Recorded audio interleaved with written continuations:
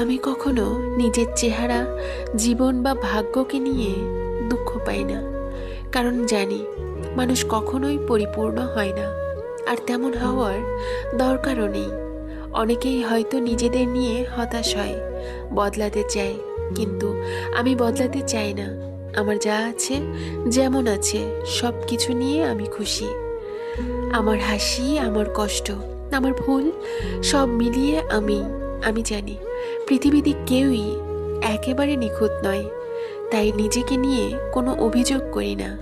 নিজেকে ভালোবাসি ঠিক যেমনটা আমি। আমার জীবন আমার মতো করেই সুন্দর। আর আমি শুধু সেই সব লোকদের থেকে দূরে থাকি যারা মানুষকে তার ভাবনা, কষ্ট, উচ্চতা, পোশাক বা ভাষা দিয়ে বিচার করে। তাদের সঙ্গে আমার পথ মেলে না। আমি যেমন তেমনই ঠিক আছি, এটাই আমার সবচেয়ে বড় শক্তি।